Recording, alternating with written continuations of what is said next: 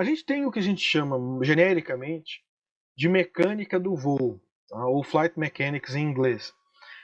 A mecânica do voo ela vai tratar da aplicação prática da aerodinâmica ao comportamento da aeronave em voo. Então, a aerodinâmica vai se preocupar com como as forças surgem na aeronave em função da interação da aeronave com o ar, e a mecânica do voo vai pegar esses conceitos, como essas forças estão aplicadas, as características dessas forças, e vai aplicar isso na análise do comportamento da aeronave. Como é que ela vai interagir com o meio, como ela vai ser utilizada no dia a dia. Tipicamente a mecânica de voo, a mecânica do voo, né, ela é dividida em três grandes tecnologias: a aeroelasticidade, a dinâmica do voo e o desempenho. Essa é uma conceituação prática e ao mesmo tempo acadêmica, porque ela faz total sentido, como a gente vai ver nos próximos slides aí. Começando pela mais complexa, vamos falar um pouco de aeroelasticidade ou aeroelasticity em inglês.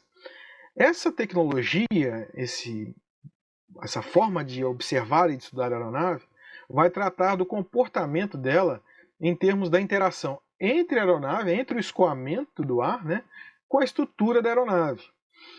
Essa abordagem vai considerar a aeronave como um corpo flexível, tridimensional, com inúmeros graus de liberdade. Esses inúmeros graus de liberdade, eles compreendem translações da aeronave, rotações da aeronave, deformações por flexão, torção e outros fenômenos que possam acontecer ali com a estrutura da aeronave. Ela está preocupada também com as massas, com a rigidez, com inércias e vibrações da aeronave, enquanto graus de liberdade para análise da aeronave. Então são infinitos, inúmeros graus de liberdade ali que precisam ser observados. E essa aeronave tridimensional flexível com esses inúmeros graus de liberdade está sujeita a forças, momentos e acelerações associadas a cada um desses graus de liberdade. É uma abordagem bem complexa e o foco realmente é a interação da aeronave com o escoamento, a estrutura da aeronave, como ela interage com o escoamento e vice-versa. Esse é o foco da aeroelasticidade.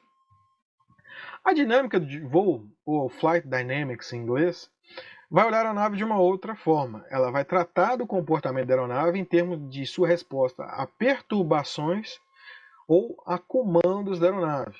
O foco aqui é observar transientes nos parâmetros de voo em torno de pontos de equilíbrio, situações de equilíbrio definidas, né, os steady states, condições de regime permanente, e como a aeronave vai responder a perturbações como, por exemplo, rajadas, turbulência, ventos, ou a comandos da tripulação dentro da aeronave, mudando a atitude da aeronave e vendo como a aeronave vai se comportar.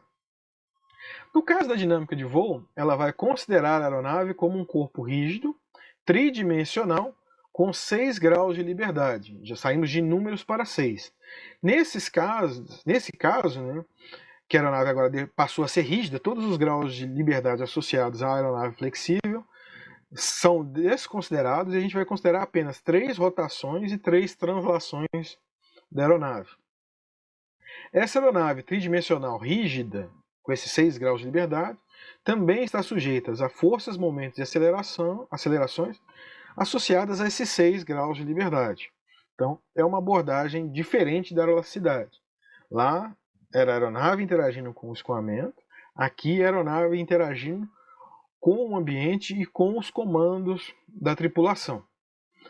Por fim, o desempenho de uma aeronave, ou performance em inglês, vai tratar da aeronave em termos de suas capacidades. E aí eu já falei, distâncias, tempos, velocidades, consumos, massas, peso da aeronave, cargas pagas, altitudes, temperaturas, condições de voo, envelopes de voo. Essa é a abordagem do desempenho, capacidades e interação da aeronave com o ambiente e o que ela consegue fazer nesse ambiente. Nesse caso, a abordagem vai considerar a aeronave como um corpo rígido, também, voando em regime permanente, ou seja, o desempenho avalia a aeronave em steady state, como a gente diz em inglês. E vai olhar esse steady state em relação aos parâmetros de interesse, ou seja, altitude constante, velocidade constante, às vezes massa constante,